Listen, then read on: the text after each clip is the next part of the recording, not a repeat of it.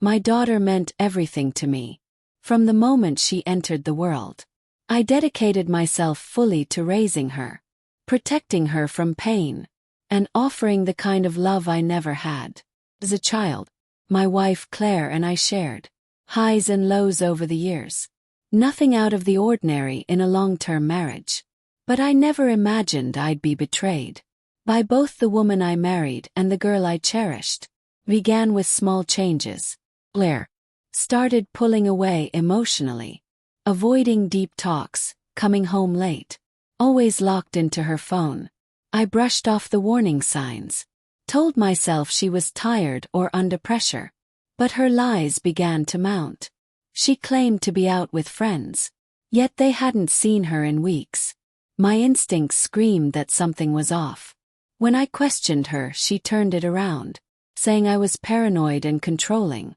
The arguments got worse, and every time our daughter Emily sided with her mother, saying I was making a big deal out of nothing. The final straw was a receipt, a pricey dinner for two. On the same night Claire said she had to work late. I showed it to Emily, hoping she'd see what I had tried so hard to ignore. But again she made excuses, saying it could have been a business dinner. Her blind loyalty stunned me. That night I lay awake, haunted.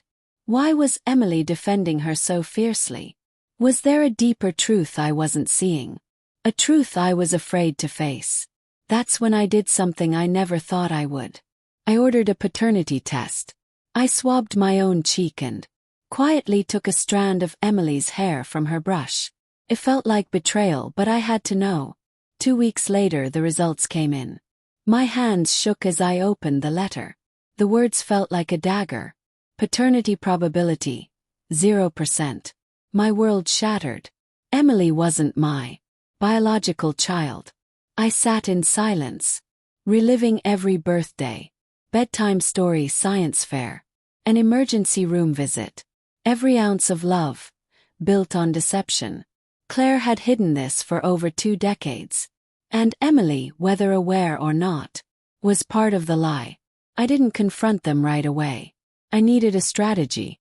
Days later, I invited them both to dinner. I acted like nothing was wrong. Once seated, I handed them each an envelope.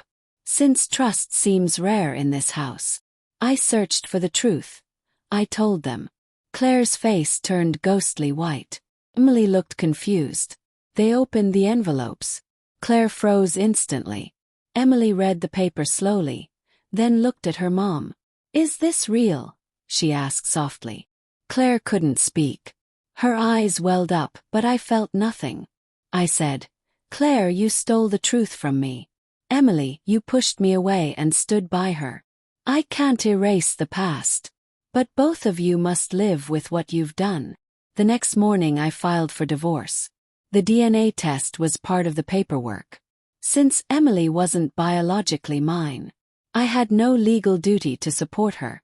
I rewrote my will, took out both Claire and Emily, and sold the house. Then I vanished, cut all ties. I had to start over, away from deceit. People said I was cold-hearted, but they didn't endure what I had. The pain stayed for a time, but healing came slowly. I traveled, picked up old passions I'd forgotten, met new people and started feeling whole again. Sometimes I'd get emails from Emily, full of sorrow, asking for answers. But I never responded. This wasn't revenge, it was freedom.